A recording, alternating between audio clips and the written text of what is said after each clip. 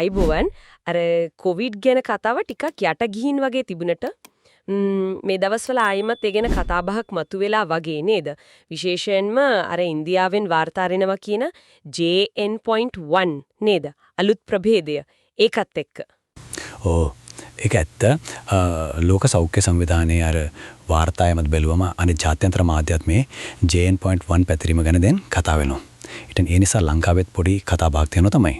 හරි. එතකොට අපිට ලැබිලා තියෙන මේ මූලාශ්‍ර, ඒ කියන්නේ සෞඛ්‍ය බලධාරීන්ගේ නිවේදන තියෙනවා, ජාත්‍යන්තර පර්යේෂණ ආයතන වලින් ආපු මූලික වාර්තා වගේක්, අහල පහල රටවල, අසල්වැසි රටවල ප්‍රවෘත්ති ලිපිත් එක්ක අපි මේවා ඇසුරෙන් ටිකක් ගැඹුරින් බලමු නේද? මේ JN.1 ගැන ඇත්තටම මොනවද කියන්නේ? ලංකාවට වෙන්න පුළුවන් බලපෑම මොකක්ද? අර දැනට තියෙන උපදෙස් එහෙම මොනවද කියලාත් බලමු. හොඳයි. මුලින්ම අපි පැහැදිලි කරගමු මේ JN.1 කියන්නේ. කලින් ආපු අර ඔමික්‍රොන් ප්‍රභේදයේ තියෙන්නේ අන්න ඒකින්ම පරිණාමය වුණු. ඒ කියන්නේ ඒකේ අනුප්‍රභේදයක්. සමහර මූලික පර්යේෂණ වාර්තාවල පෙන්නනවා මේකේ ව්‍යුහය විශේෂයෙන්ම අර වෛරසය අපේ සෛලවලට ඇතුල් වෙන්න පාවිච්චි කරන තැන අර ස්පයික් ප්‍රෝටීන් එක. අන්න ඒකේ අමතර විකෘතියක්, ඒ කියන්නේ මියුටේෂන් එකක් තියෙනවා කියලා. එතකොට ඒකෙන් සමහර විට අර අපේ ප්‍රතිශක්තිය මගහරින්න තියෙන හැකියාව ටිකක් වැඩිද අන්නේ කාරණේ ගැන තමයි පර්යේෂකයෝ දැන් වැඩිපුර බලන්නේ. එතන තමයි නේද අර කුතුහලය දනවන කාරණේ තියෙන්නේ. මම දැක්ක සමහර විද්‍යාත්මක ප්‍රකාශනවල තිබුණා එහෙම විකෘතියක් තිබුණත් මේ JN.1 වලින් ලෙඩේ හැදුනම ඒකේ දරුණුකම ඒ කියන්නේ කලින් ප්‍රභේදවලට වඩා වැඩියි කියලා එහෙම තහවුරු කරන තරම් සාක්ෂි තවම නැහැ කියලා තමයි කියන්නේ. හරියටම හරි. අන්න ඒක තමයි වැදගත් කාරණේ. සමහර තැන්වලින් ඒ කියන්නේ ප්‍රාදේශීය වාර්තා තියෙනවා. උදාහරණයක් ගත්තොත් අර ඉන්දියාවේ කේරළ ප්‍රාන්තයෙන් රෝහල්ගත කිරීම වල පොඩි වැඩිවීමක් කියන්නේ සැකයක් මතු කරලා හැබැයි ඉතින් ඒක මේ JN.1 නිසාමද එහෙම නැත්නම් වෙන ශ්වසන රෝග තත්ත්වත් එක්ක එකතු වෙලාද කියන එක ඒක ගැන පැහැදිලි දත්ත විශ්ලේෂණයක් තවම ඇවිල්ලා නැහැ.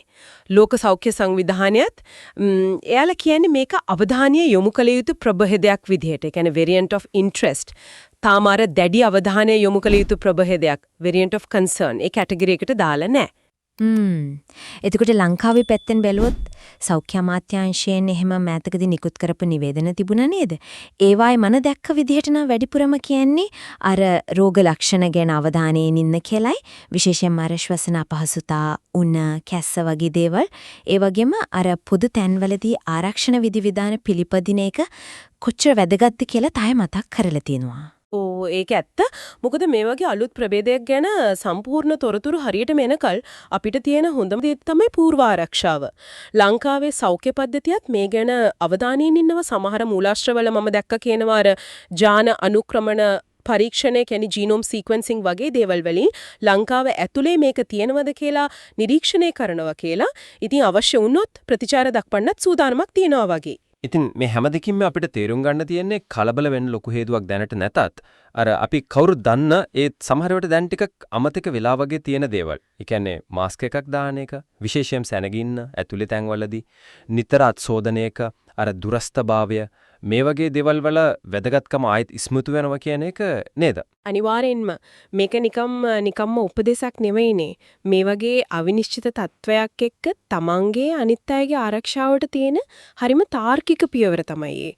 වෛරසියත් වෙනස් වෙද්දී අපේ ආරක්ෂණ ක්‍රමවේදත් අවශ්‍ය නම් ඒකට අනුව ටිකක් හරි හැඩගස්ව ගන්න වෙනවා.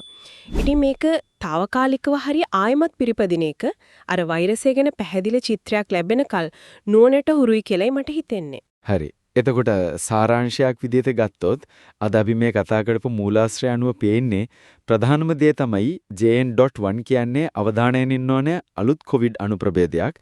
හැබැයි දැනට දෙන දත්ත අනුව නම් එකෙන් ලෙඩේ හැදුන්නම ඒකේ දරුණුකම ගැන ලොකු වෙනසක් වාර්තා වෙලා නැහැ. ඒ වගේම අර අවිනිශ්චිතතාවයේ හින්නා පරණ ආරක්ෂණ පුරුදු ටික ආයෙත් වැදගත් වෙනවා. ඔව්. ඒක තමයි ප්‍රධානම දේ. ඒ වගේම මේ සිදුවීමෙන් තව දෙයක් අපිට හිතන්න ඉඩ තියෙනවා නේද? ඒ තමයි යම්කිසි තර්ජනයක්. හරි. ඒක දැන් පහගිලරා කියලා අපි සම්පූර්ණයෙන්ම හිතුවත් අලුතින් එන තොරතුරු අනුව නිරන්තරයෙන්ම සුපරීක්ෂාකාරී වෙන එකයි වෙනස් වෙන තත්ත්වවලට ඉක්මනට අනුවර්තනය වීමේ හැකියාව පවත්වාගෙන යන එකයි ඒක කොච්චර තීරණාත්මකද කියන එක. මේක ඒකට හොඳ මතක් කිරීමක්. ඒක නම් ඇත්තරම වැදගත් නිරීක්ෂණයක්. එhmenan අදට අපි මේ කරුණු විමර්ශා බැලීම මෙතනින් නවත්තමු. හැමෝම සුපරීක්ෂාකාරීව ආරක්ෂිතව ඉන්න. ඉදිරියේදී තවත් මේ වගේ වැදගත් කාරණා එක හමුවෙමු.